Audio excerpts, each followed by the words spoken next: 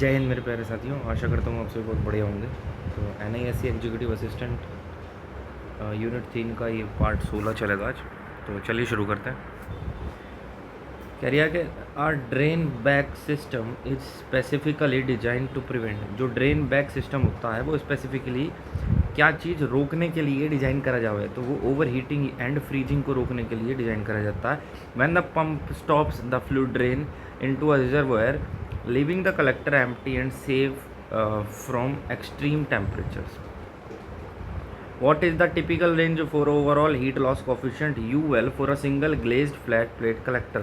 तो टिपिकल क्या है, 4 से 8 watt per metre square kelvin है। Comparison for comparison evacuated tube are often less than 2 watt per metre square kelvin. तो देखो फ्लैट प्लेट कलेक्टर के अंदर जो लॉस कोफिशिएंट होता है वो 4 से 8 वाट पर मीटर स्क्वायर होता है, और इवैक्यूएटेड ट्यूब वाला जो होता है उसमें 2 से कम होता है, 2 वाट पर। अगर ला भैया in a close loop solar thermal system the heat exchanger is typically located. जो close loop solar thermal system है उसके अंदर जो हीट एक्सचेंजर है वो इनसाइड द स्टोरेज टैंक और इन अ सेपरेटर मॉड्यूल पर लोकेटेड होता है। स्टोरेज टैंक के भीतर या सेपरेट मॉड्यूल होता है उसका। This keep the collector fluid often with anti freeze separate from the portable water. अगला the solar fraction F is defined as the area of the collector divided by the house area। तो collector area upon house area, ये है solar fraction. ठीक है, अ solar fraction of 0.7 मतलब कि 70% of the heating is done by the sun. Thermal stratification in a solar storage tank is desirable because जो thermal stratification है एक सोलर स्टोरेज टैंक के अंदर वो डिज़ायरेबल है। क्यों? क्योंकि it allows the collector to be fed with the coldest possible water from the bottom.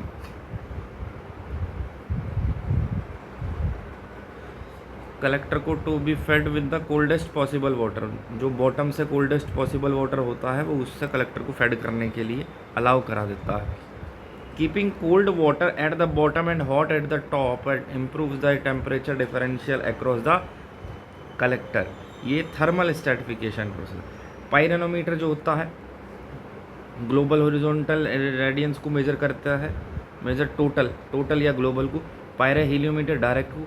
एमिटेंस epsilon for a selective surface this should be low कितना होना चाहिए, 0.1 से कम होना चाहिए। एब्जॉर्बटेंस ये हाई होना चाहिए, 0.9 से ज़्यादा होना चाहिए सेलेक्टिव सरफेस के लिए। थर्मल एक्सपेंशन की बात करेंगे तो जो फ्लूइड है उसका वॉल्यूम का बढ़ना हो गया, जो कंटेनर है उसके अंदर।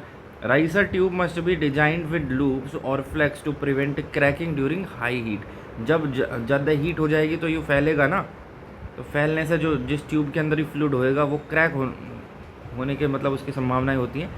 एयर हीटिंग कलेक्टर्स क्या है भाई? यूज बेफलेस और fins to increase the surface area. Fins क्या होता है? बेसिकली सरफेस एरिया को बढ़ाने के लिए इस्तेमाल करा जाता है। बेफलेस भी for heat transfer since air has low conductivity. Flow distribution parallel flow is preferred over series flow in large array to reduce the pressure drop. Specific heat की बात करें तो water is preferred as a fluid because it has a very high CP, लगभग 4182 joule प्रति kilogram dot kelvin. Extra terrestrial radiation मतलब कि जो अर्थ की सरफेस है उससे बाहर होता है extra terrestrial radiation. Solar radiation received outside the earth का atmosphere. Air mass the path length that light takes through the atmosphere. AM 1.5 जो होता है वो स्टैंडर्ड होता है। कन्वेक्टिव लूप द थर्मोसाइफोन मतलब नेचुरल प्रोसेस। तो thermosiphon effect occurs only if the tank is placed above the collector. जो collector है जो है उससे ऊपर अगर टैंक रखेंगे तो इसमें से जो भी फ्लूइड होगा वो नीचे की तरफ ही तो होगा नेचुरली।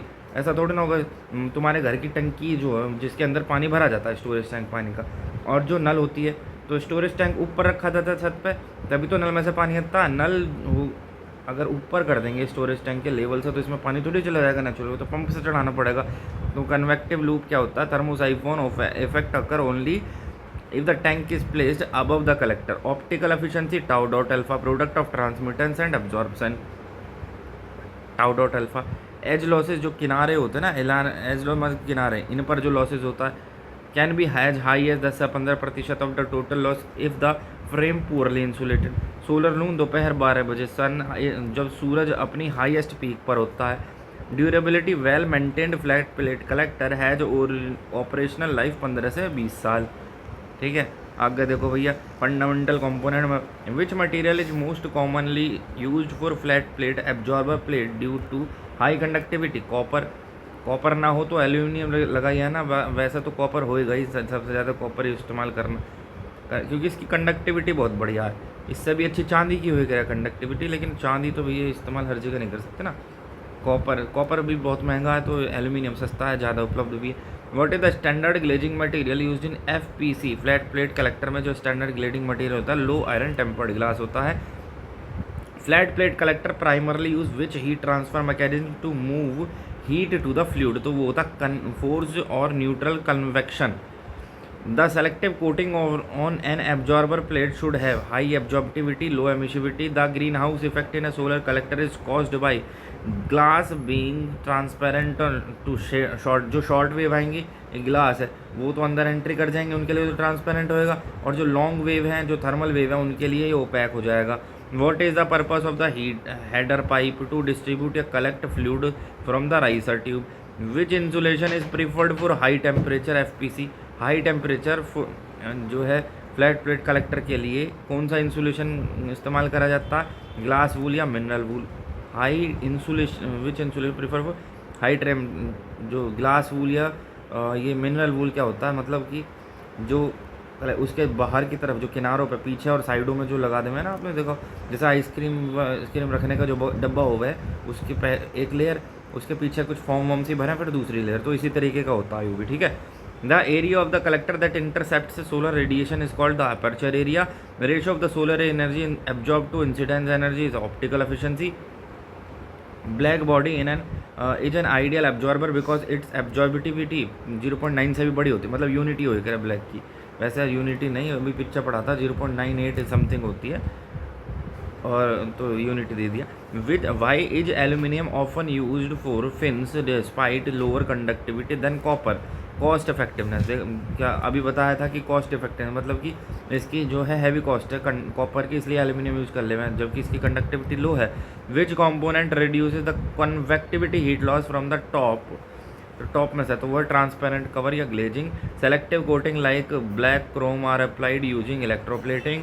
द फ्लूइड पास, 14वें क्वेश्चन पे, अच्छा, the fluid passage in an FPC flat plate collector is usually through riser tube. What is the outgassing in a collector releasing vapor from insulation cell in fog on the glass? जो glass होता है उस पर fog जम जाए ना, outgassing होता है। Most common working fluid for domestic FPC water होता है। Function of the casing enclosure structure support and weather protection, जो केसिंग लगा देते हैं ना ऊपर से, मतलब कवर टाइप का, उसका फंक्शन होता है भैया स्ट्रक्चर को सपोर्ट करना और weather protection. In an FPC flat plate collector the absorber plate is usually painted. जो FPC होता है उसमें absorber plate usually metal black या coated with selective surface. The distance between the glass and the absorber is typically, जो glass है और जो absorber है उनके बीच की डिफरेंस 2 से 4 सेंटीमीटर तक होगा है। Why is low iron glass used, जो लो आयरन ग्लास है वो क्यों यूज करा जाए है? To increase the solar transmittance, solar transmittance को इंक्रीज करने के लिए, ताकि सोलर रेडिएशन जो है आर पार जा सके आसानी से बिना कम डिफ्लेक्शन के साथ। What is a bond in FPC terminology? Bond क्या है भैया? The thermal contact between the tube and the plate, जो ट्यूब है और जो प्लेट है उसके बीच का जो थर्मल कॉन्टैक्ट है वो बॉन्ड है। Primary disadvantage of FPC compare to evacuate, इसकी एफिशिएंसी कम होती है, इसमें कंडक्शन कन्वेक्शन लॉस हो जाते हैं। Heat loss cold windy climate. Collector efficiency is highest when the inlet temperature equal to the ambient temperature. Which material is used for sealing the glass to the frame? तो glass को frame के साथ seal करने के लिए EPDM rubber या silicon का इस्तेमाल करा जाता है। The heat removal factor FR depends upon the fluid flow rate and the material properties. What is the typical thickness of a copper riser? 0.5 mm से 1.5 mm। Stagnation leads to temperature up to 150 degree Celsius से 200 degree Celsius. अभी पहले 200 से 220 भी पढ़ा था हमने, 220, 240, 250, लगभग 250 मान लो आप, तो वैसे 200 ही स्टैंडर्ड पढ़ा था कि भाई 200, तो 150 से 200 के आसपास है। ठीक है, stagnation leads. Does FPC require a tracking mechanism? नहीं। Which type of radiation does FPC collect? Global beam, सभी तरह का। द गैल्वेनिक कोरोजन की बात करेंगे तो गैल्वेनिक कोरोजन क्या भैया, जब दो अलग अलग मटेरियल के जो मेटल हैं जैसे कॉपर एल्यूमिनियम एक दूसरे के साथ टच में आ जाए और मॉइस्चर हो वहाँ पर। What is the transmittance absorbance product, जो टाउ और अल्फा का product, optical efficiency, the fraction of the incident energy absorbed by the plate. Thermal expansion loop are necessary to prevent pipe bursting or joint failure. Which part contributes most to the weight of FPC? तो ये है glazing या glass. ये thermal expansion loop जो होता है ना, बताया था, जो पाइप है उसके अंदर फ्लूइड फ्लो कर रहा है, टेम्परेचर बढ़ेगा तो ये जो फ्लूइड है इसका आयतन भी बढ़ेगा, ये फैलेगा, तो इसको एक लूप में एक्सपेंशन लूप जो है, थर्मल एक्सपेंशन लूप इसलिए ज़रूरी हो तो फैले तो ये ट्यूब को जो है हार्म ना करे, तोड़े ना, जॉइंट ना फेल हो जाए, मैं इसके क्रैक ना पड़ जाए। Maximum efficiency of a commercial FPC लगभग 60 से 70% होता है आइडियल कंडीशन में। The top loss coefficient UT depends mostly on number of glass cover and the wind speed. जो टॉप लॉस कॉफिशिएंट है वो ग्लास कवर की संख्या और विंड की स्पीड पर निर्भर करता है। Bottom insulation thickness is usually 50 mm से लेकर 100 mm। जो बॉटम इंसुलेशन थिकनेस है वो यूजुअली 50 mm से लेकर 100 mm तक होती है। Why are F P C not use for power generation electricity? Low operating temperature result in no Carnot efficiency. What is a fin? Fin क्या है भैया? जो उसका एरिया है extended surface to the of the absorber plate, area को बढ़ाना। Fin efficiency is maximised when thermal conductivity is high and thickness is optimal. जब thermal conductivity high है और थिकनेस ऑप्टिमल है तब। How does air heating FPC differ from liquid FPC? जो air heating FPC है वो डिफर है liquid FPC. क्यों? Use larger surface area baffle due to air low heat capacity. Air की हीट कैपेसिटी लो होती है, ठीक है। Standard size of a domestic FPC है लगभग 2 स्क्वायर मीटर का होता है। Expected life of copper based FPC 15 से 20 साल। Scale formation is caused by, जो स्केल होता है फॉर्मेशन हार्ड वाटर या कैल्शियम डिपॉजिट, मतलब कि जो हमारा पाइप है उस पर जो मिनरल डिपॉजिट हो जाएगा यहाँ पर। Effect of dust on FPC, efficiency घट जाएगी, ट्रांसमिटेंस घट जाएगा। Which gas is sometimes used between the glass layer to reduce loss? तो आर्गन है, जो ग्लास लेयर के बीच में गैस आर्गन इस्तेमाल करी जाती है। आर्गन को ये इसकी अक्रियाशील गैस है, जैसे कि बल्ब वगैरह के अंदर भी भरा जाए ना। Main cause of back heat loss, जो बैक हीट लॉस है उसका मेन कॉज क्या है? Conduction through insulation. जो बैक हीट लॉस, जो मतलब कि इंसुलेशन यहाँ पर पीछे साइड में लगा दिया, अगर इसके थ्रू भी कंडक्शन होने लगा तो ये बैक हीट लॉस है। Selective surface have high reflectance in which region? Infrared, long wave, collector orientation for southern hemisphere, ये साउथ है।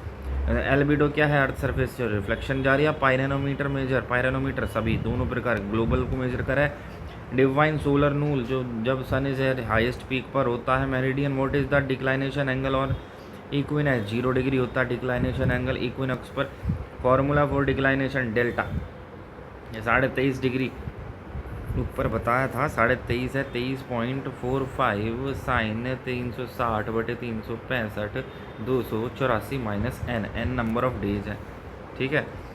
What is the hour angle at 2 PM? तो 30 डिग्री होता है। 1 डिग्री 12 बजे, मतलब कि जीरो रेफरेंस, जीरो मतलब रेफरेंस यदि लें तो उस पर 15 डिग्री होएगा, तो 12 से 1 पे 15 डिग्री, वो 0 डिग्री होता है 12 बजे, और 12 से जब 1 की तरफ जो जाएंगे मतलब 1 घंटे के अंदर 15 डिग्री होता है। सो ये आर एंगल जो होता है। The zenith angle is the complement of, zenith angle जो होता है वो एल्टीट्यूड का कम्प्लीमेंट होता है। देखो ये सोलर रेडिएशन है, ये वर्टिकल है, तो ये जीनथ एंगल है, तो ये वाला एल्टीट्यूड एंगल है, तो इसका कॉम्प्लीमेंट हो गया। Air mass at the equator at noon 1 होता है। Standard test spectrum air mass 1.5, value of solar को 1367। Which angle is use to calculate the tilt factor for beam radiation? Angle of incidence होता है। The equation of time जो होती है, equation of time वो accounts for जो हमारा earth orbit eccentricity and tilt, जो स्टैंडर्ड टाइम है और जो मेरिडियन टाइम है उन दोनों के बीच का जो डिफरेंस होएगा ना, उसको काउंटर करने के लिए होगा ये equation of time. Earth orbit eccentricity and tilt, hotel wheeler bliss equation calculates useful heat gain QU। Efficiency curve slope represent, जो एफिशिएंसी कर्व स्लोप है वो क्या रिप्रेजेंट करता है? वो रिप्रेजेंट करता है FR और UL को। Efficiency curve y intercept represent तो वाई एक्सिस जो है, वाई एक्सिस उस पर एफ आर टाउ मतलब ऑप्टिकल एफिशिएंसी डाल दो, उस पर effect of increasing fluid flow rate on F R. अगर फ्लूइड फ्लो रेट बढ़ेगा तो जो है ये एफ आर जो है लॉस कोफिशिएंट ये बढ़ जाएगा। Effect of increasing number of glass cover, तो नंबर ऑफ ग्लास कवर यदि हमने बढ़ा दिए तो यू टी की वैल्यू कम हो जाएगी, but also reduce transmittance. What is the diffuse radiation? Diffuse radiation जो होता है, क्लाउड हैं, बादल हैं, इसकी वजह से जो डायरेक्ट रेडिएशन आ रहा है वो स्कैटर कर जाए, तो diffuse radiation. Solar radiation scattered by atmosphere particle. Solar time is also known as the local aperture time. And what is the latitude of the equator? 0 degree. Tropic of Cancer is what latitude? 23.5 degree north. Collector tilt for maximum summer gain latitude -15 degree, summer के अंदर -15 degree और winter के अंदर +15 degree. What is the pyrheliometer? Pyrheliometer direct के लिए होता है, beam के लिए। Unit of solar radian watt per metre square. Solar insulation kilowatt per metre square per day होता है। What is the Boltzmann law relates to? Radiative heat loss. Stefan Boltzmann law जो होता है वो रेडिएटिव हीट लॉस से relate है। इंसुलेशन क्या होता है? मतलब कि ये total solar energy received over a specific period होता है। अगला definition of emissivity, ratio of energy radiated by the surface to a black body.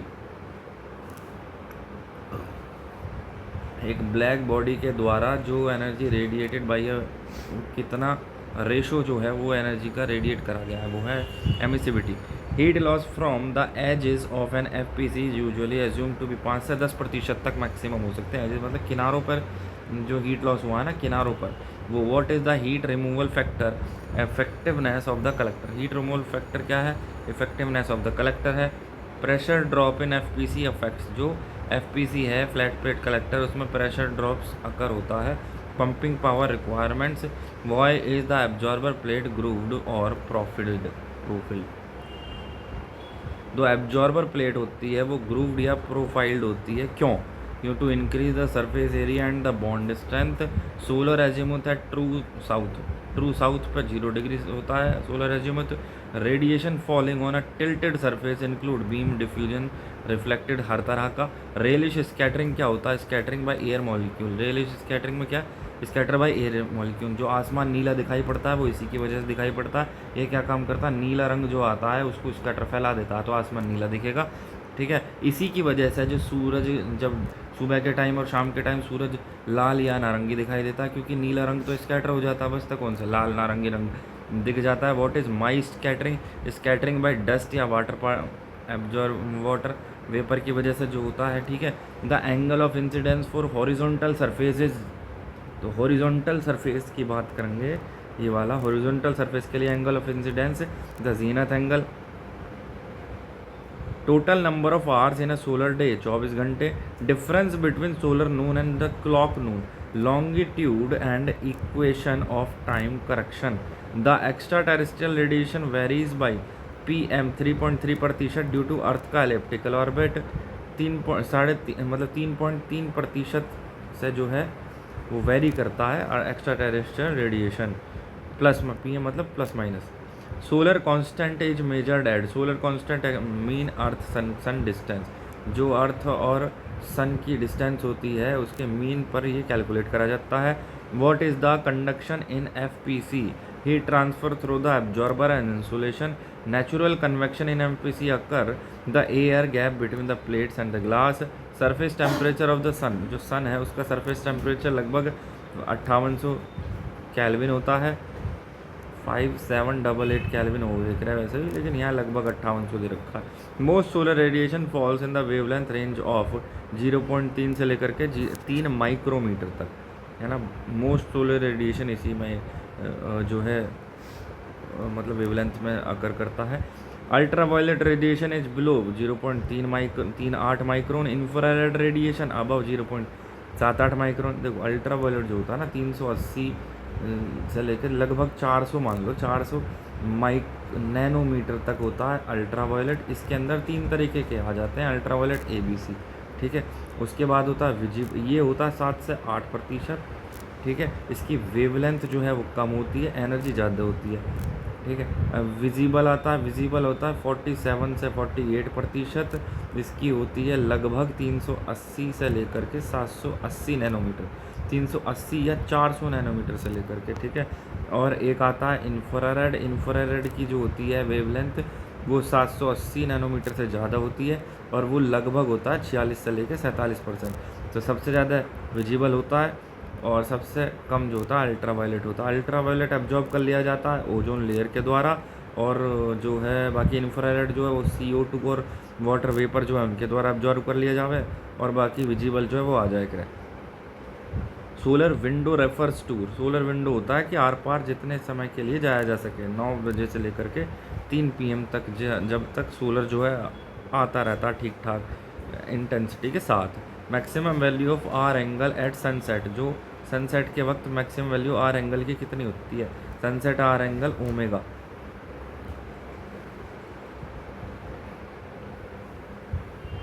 Omega ये है day length formula. Day length formula 2/15 गुणा cos inverse -10 phi upon 10 delta.